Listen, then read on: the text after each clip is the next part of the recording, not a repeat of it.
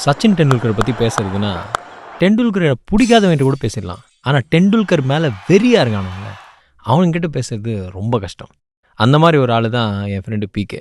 அவன் பக்கத்தில் போய் யாராவது சச்சின்னு சொன்னால் போதும், சூர்யா சார் உரசாதீங்க ரேஞ்சுக்கு பார்ப்பான்.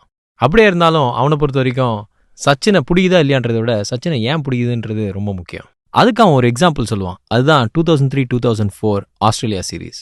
சச்சின் மாதிரி ஸ்ட்ரெயிட் டிரைவ் கவர் டிரைவ் ஆடுறது உலகத்திலே யாரும் இல்லைன்னு சொல்லலாம். It comes very naturally to him. அதனாலேயே ஆஸ்திரேலியன்ஸ் அவனோட கவர் டிரைவை டார்கெட் பண்ணி அதுக்கு தகுந்த மாதிரி டாக்டிக்ஸை டெவலப் பண்ணாங்க. அண்ட் சச்சினும் ஒரு 4-5 இன்னிங்ஸுக்கு பயங்கர கேவலமான ஸ்கோர்ஸுக்கு he got out.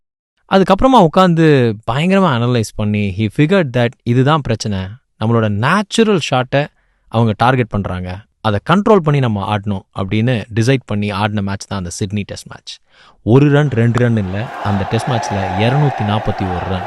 Double century அடித்தது கூட பெரிய விஷயம் இல்லை. ஆனால் ஒரு பால் கூட அவரோட நேச்சுரல் ஷாட்டான கவர் டிரைவ் ஆடாமல் ஆடினது, அந்த விஷயம் எனக்கு அப்போ புரிஞ்சதை விட அதுக்கு பல வருஷத்துக்கு அப்புறமா தான் நல்லா உள்ளே இறங்குச்சு. இது வரைக்கும் நீ செஞ்ச பல விஷயங்கள் உன்னை இந்த பொசிஷனுக்கு கொண்டு வந்து விட்டுருக்கு.